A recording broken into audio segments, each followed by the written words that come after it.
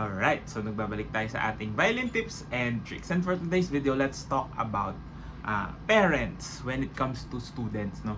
Ano ba yung role ng parents when it comes to lessons, when it comes to practice habits, how do they encourage their children to practice, and paano ba yung nagiging effect ito when it comes to to students. No? Especially right now, no, summer classes are starting up. No, may mga students or kids especially who wants to learn how to play the violin, but some of them are pretty young, so they need guidance outside of the lessons. Ano ba yung mga pwedeng gawin ng parents, especially when it comes to helping the children or the students at home, no? Yes. So start off with diba? When it comes to lessons kasi, a lot of people think that the magic or the progression happens inside the classroom or the studio, no? Yung one-on-one sessions, usually ang iniisip ng iba, especially for those who do not have like an idea of how it works, is kala nila basta nag-lesson ng bata, basta nag-lesson ng estudyante, okay na, tapos na. You don't need to do practice at home. Basta every week nagle-lesson, gagaling na, no? And that is a common misconception for a lot of people, especially yung walang background sa music, no? Because we all know, no, especially for seasoned musicians, that your practice at home is one of the most important factors kung paano ka gagaling. So you can't grow or you can't really become better if you only hold your instrument during lessons lang. So of course, kasama na dito yung discipline. Okay? Sabi nga nila, di ba? Discipline starts at home. So as a parent, your role when it comes to lessons is that you must understand what your child needs, no? Ano yung ginagawa niya sa lesson during the lessons. That's why ako personally, I would love if parents would come to the lessons, and if they don't want to watch the lessons so that their kids could be more independent, which is also a good thing, I always do like one-on-one after, no? Kinakausap ko yung parents, what we need to do, ano yung nangyari sa lesson, and how they should practice, diba? So dapat aware din yung mga parents kasi there's a lot of, no, based on my experience for teaching for over I think 15 years na, no, there are parents na super supportive, no, meron ding mga parents na ginagawang babysitting service yung lessons, which is, you know, wala tayong magagawa if that's the problem. And then another type of parent would be the one that wants to force things on their child, no? So may mga ganun ding klase ng parents na ayaw naman talaga ng bata pero pinipilit nila. So hindi siya magiging healthy, no, for the kid, for the student, for the teacher, and for the overall environment, no? So mahirap kasi yung pinipilit, no? Parang a lot of people would think na yung mga musicians, no, that have a family, they would want their kids to do the same thing. Pipilitin nila na magpiano or magviolin yung mga bata, di ba? Pero in reality, these types of people, no, they're not forced into it. The children of musicians aren't forced to do those things, no? I have colleagues na parang sabi nga nila, ayaw nila na i-pursue ng anak nila yung ganitong career because it's one that is quite hard, no? Hindi siya madali, hindi siya linear.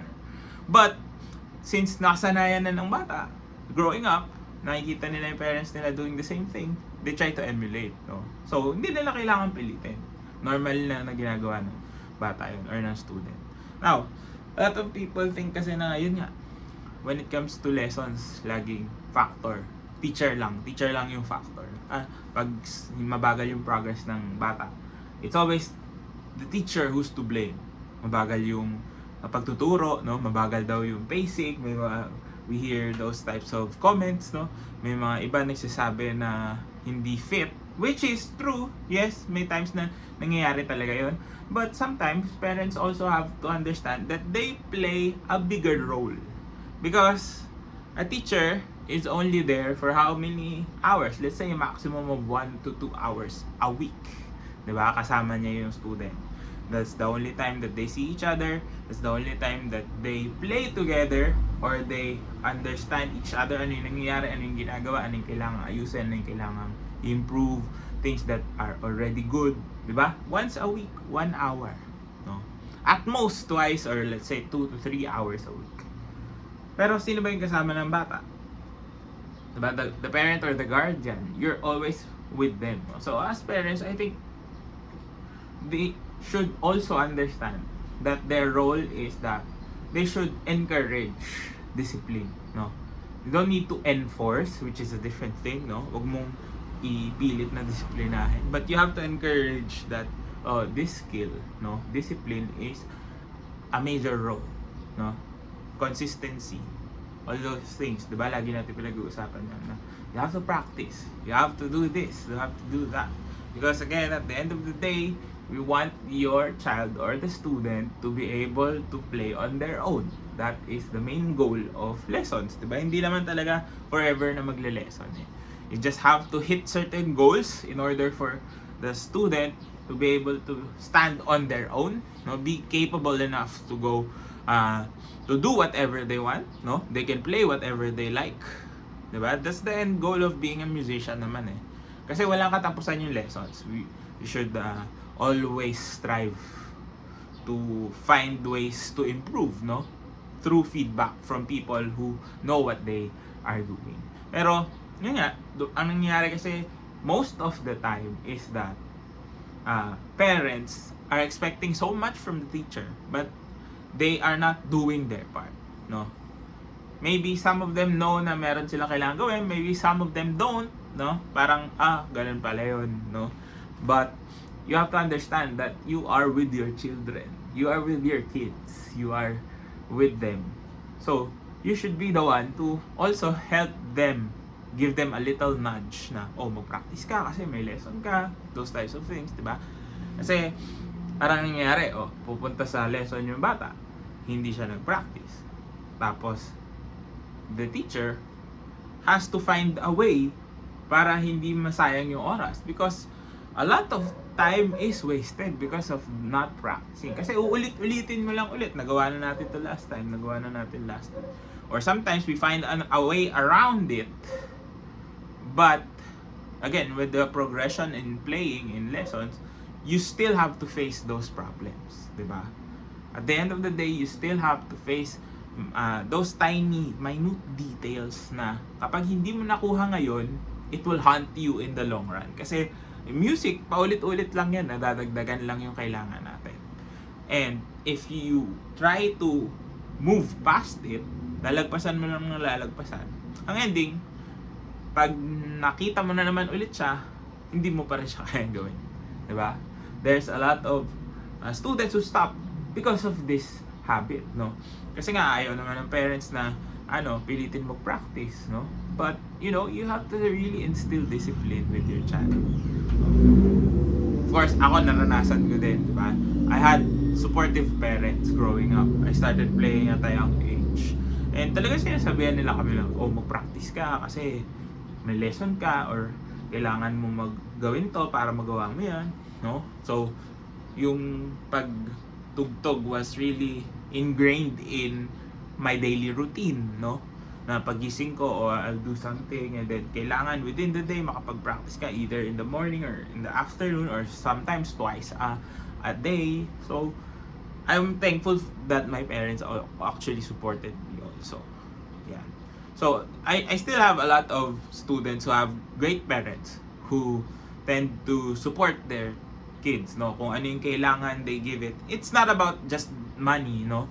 It's about telling them what they need to do or checking up on them, no? Naiintindihan ba ng student yung ginagawa? And of course, caring about what your child is doing.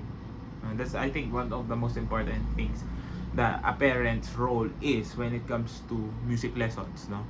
Is that they care about what the child is playing, ano yung ginagawa niya, the small progressive steps that they are taking, and they appreciate, di ba? Kasi meron din naman iba na parang pinipilit talaga nila, oh, ito, kailangan matugtog mo to, kailangan matugtog niya yan, ganyan. But, at the end of the day, ayaw naman ng student, no? I had students before na drums ang gusto, pero pinipilit talaga ng parents na, mag-violin ka. No, I'm the type of person na, I will tell you, okay, kung ayaw talaga ng anak nyo, you're just gonna waste time, you're gonna waste money, you're gonna waste the effort, kasi hindi talaga matututo kapag hindi bukas ang isip. With those types of things, di ba? So, wag natin pilitin, no? For parents, no? Just try to find ano yung hilig talaga, what they want, no? When it comes to music. So, kung example, gusto niya kumanta, pero gusto mo pilit na, mag-violin ka kasi maganda to, no? Hindi siya magiging fruitful, no? Your child might also have resentments with you, not with the teacher, kasi they know that the teacher is just doing their job, no?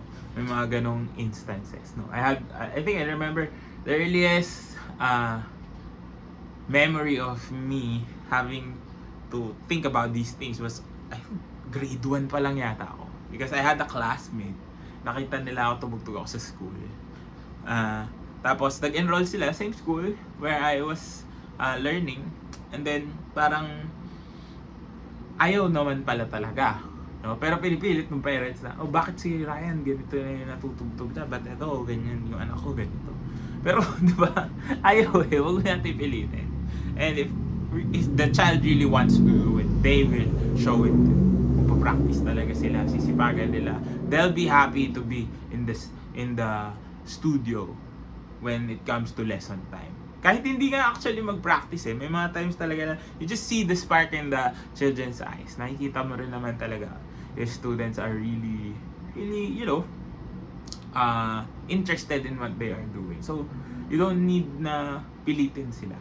They would do what they would want to do. Diba? But, as a parent, sabi nga nung naatinan kong masterclass, no? Even as parents, you might know what's best for your kid, for you, but we really don't know what's best for them. It's up to them to decide what's best for them. Kasi sila lang din yun They're still human beings, no? We're there to guide and support them in their journey. Kung ano man yung pinagdadaanan nila. If they want to become the greatest violinist ever, let's try to support it in any way that we can. By trying to instill discipline, by instilling values to them. Para maging mas maganda yung experience nila and they become more fruitful in what they are doing. But if we try to force them to doing something that they don't really want, you're just going to waste time, effort, and money. No? And also, at the same time, no, kapag yun namang wala kayong pakialam, no, if you really don't care about what they're doing, yun nga yung sinasabi natin na parang nagiging babysitting service na lang yung lessons. It also has negative effects to your child. So, as much as you can, try to support them in what they're doing. Also, try to work with your teacher as a team. Diba? Hindi naman pwedeng kahit ano, ibibigay naman ng teacher, no? As much as they can, all the knowledge that they have in order for your kids to learn. But, that transfer of knowledge from the head to the body is a personal one. No? Kahit ituro mo lahat ng alam mo, kahit ituro sa'yo lahat ng alam na, kung hindi pinapractice, no? You don't do it on a daily basis or routinarily, you're not doing it, hindi siya mag-transfer. So, at the end of the day, it's really important that parents understand what their kids need and also instill with them values that are really important. Not just in music, but in life in general, diba? Yun yung napaka-importante. So, parents play a vital role, no? I'm not saying na mas importante yung parents sa teachers or teachers sa student, but you have to work together. There's a lot of factors, and the parent factor is one that is really important, especially for young children who wants to pursue any skill, any career that they want growing up. Yeah, so sana nakatulong tong video na to. If it did, please do drop a like, comment down below more content you'd like to see, and of course, subscribe to my YouTube channel. Follow me on all my socials. All the links you need down in the description box below. This has been Ryan Manakil for Violin Tips and Tricks, and I'll see you on the next video.